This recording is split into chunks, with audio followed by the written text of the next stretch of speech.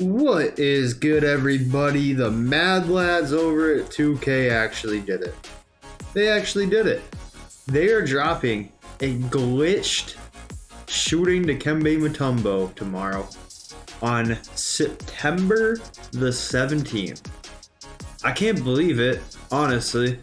So in this video, we're just gonna kind of go over my take on it, what I actually think about the whole card itself dropping, what I think it means for the future, why I think they did it, and why I think they shouldn't be doing this. And also, I'm going to go over why I don't think that this card itself, a shooting dikembe, is going to be as crazy as it seems, but it's going to have a bigger impact than it seems.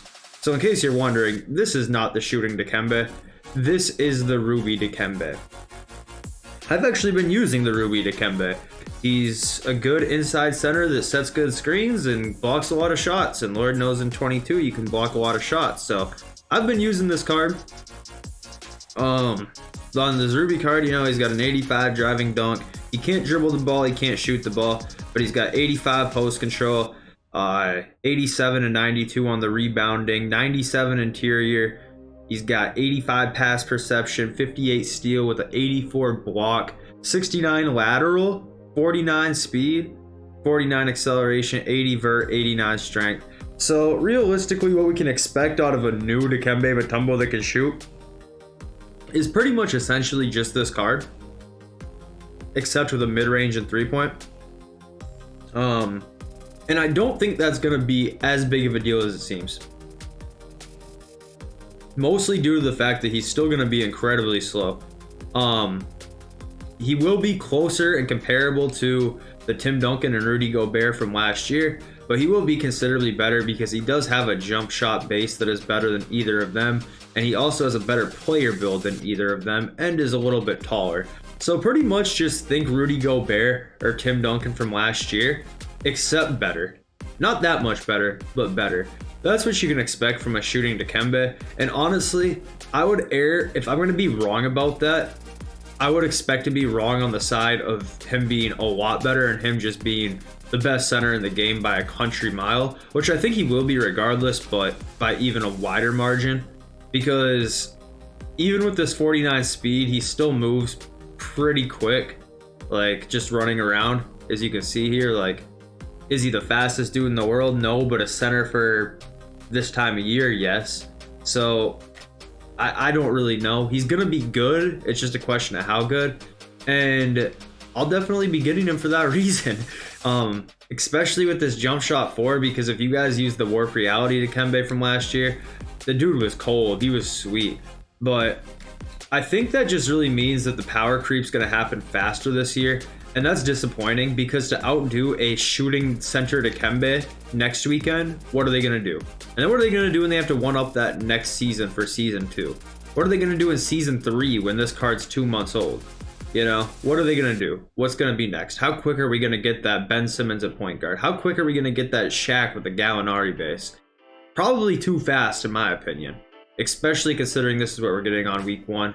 I really enjoy the game in a bare bones setting where not every card can do everything, and I wish that the time that was spent playing like that lasted much longer.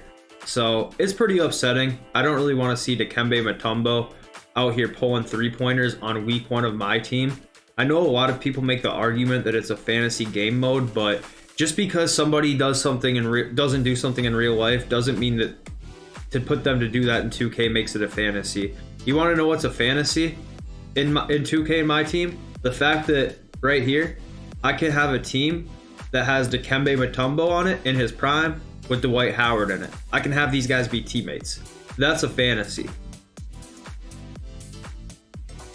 Dikembe Mutombo shooting from here, that's also a fantasy. Doesn't really matter the way you dice it. It just is annoying for this early in the game, in my opinion. But it really is what it is. I mean, I didn't really expect anything different, but I hoped for something different, and it's just unfortunate. But I really would love to see when I mean, we're going off a cryptic tweet here that says shoot tomorrow with dikembe Mutombo in my team. Let's just pray they give him like a 55 3-ball with a 90 midi. If they do that, great. The card's still gonna be demonic. I promise. Like, It's tough. It's tough to see. It's tough to hear. I'm not excited about it, but I'm also not that surprised. You know, I'm not that surprised. It's 2K. We've been playing this for long enough. We know last year we got that windmilling 360ing, off the backboard alley-ooping, handstand dunking John Stockton like 3 weeks into the game. So, you know, it's just more of the same, except earlier and earlier every year. And it's unfortunate. I wish the game wasn't like that. I really wish it wasn't, but it is, so whatever. I haven't even figured out how to play the game proper yet, and we're already getting cards that are unrealistic, so it's unfortunate, but it is what it is, so it is whatever. It's fine. I'm just not looking forward to what's gonna come next, because realistically, I'll pick up this dikembe.